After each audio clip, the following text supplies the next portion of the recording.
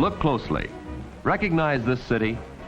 Unless you belong to the Westchester Model Club, Pelham Manor, New York, you probably don't. It looks real, but this is a model railroad, exactly 1/48 life size.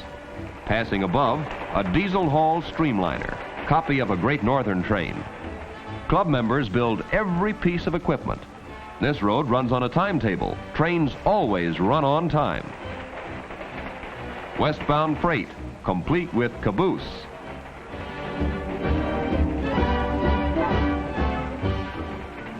In the background, a commuter train. Overhead wires supply this train's power. The locomotive turntable, roundhouse in the background. Passing, a New Haven Railroad train with electric engine, another perfect scale copy. In the roundhouse, Eastern Line trains are completely serviced, inspected, tightened, cooled, watered, sandboxes refilled. This engine has just been serviced. Another station on the line, Silver Creek, passenger train arriving. Over 50 members operate this model railroad, a hobby commanding nearly all their spare time. Here comes the New York Central Fast Freight, an exact scale copy of those running between New York and Buffalo. On the lower level, a local freight. Comparative speeds of these trains are to exact scale, too. The passenger train's ready to pull out. Right on schedule to the second. What a way to run a railroad. Using a miniature yard switching engine, a complete freight train will now be assembled.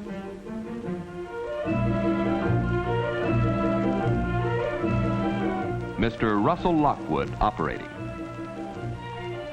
Just as in a real freight yard, the old switch engine does the assembling, picking up loaded cars all over the freight yard, backing off past the switches to change track, then reversing, a slow process aimed at moving all the freight into one line on the makeup track.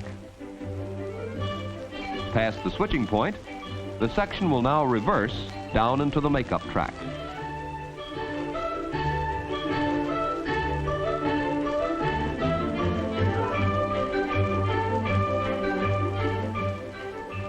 The switcher uncouples and goes for more freight cars. While the freight is assembled further, a word about who belongs to model clubs. Members include executives and clerks, salesmen and school teachers, garage mechanics and bank presidents.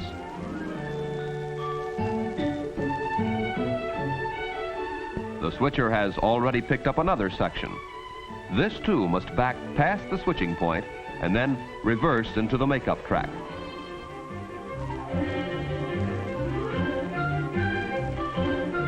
Making up freight is a back and forth operation. Now watch some tricky switching. Let her roll.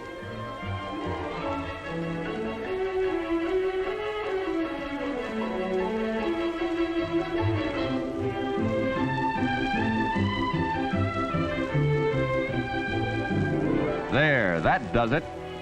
Uh-oh, not quite. Seems to be something missing. What could it be? Mr. Lockwood seems to know. Our switcher certainly is after something. It must be down there by those ice houses. The yard engine sure is coming a long distance this time. Now we'll find out what he's after. Of course, the caboose. No freight's complete without a caboose. A locomotive, completely serviced, waits patiently while the caboose is coupled to the freight.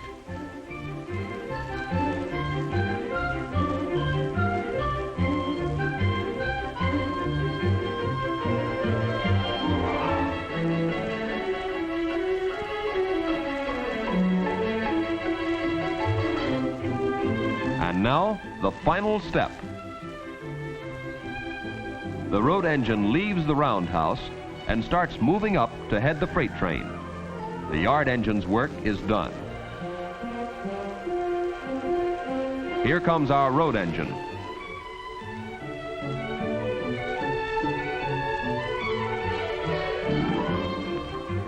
Now to back the engine to the load.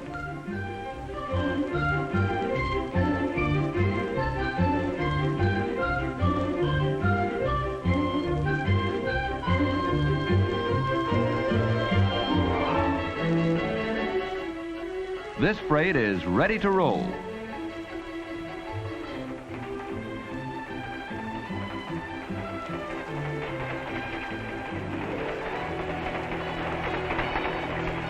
There she goes, the freight you saw assembled in the yard. So long, caboose. Fine exhibition, Mr. Lockwood. You're a model railroader.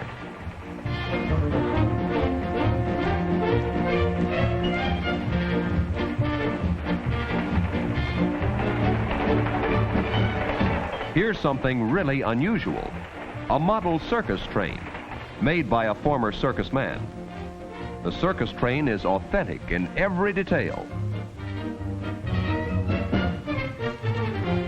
Look at the animal cages. The show is on the road. If you've been wanting to run away with the circus, hurry.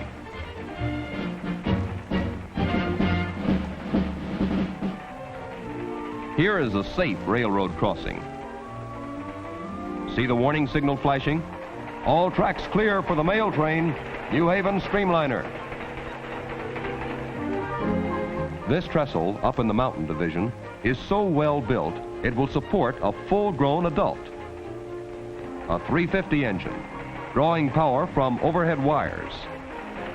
Fun and perfection are the twin objectives of the men who build their own rolling stock. On this model railroader's dream come true.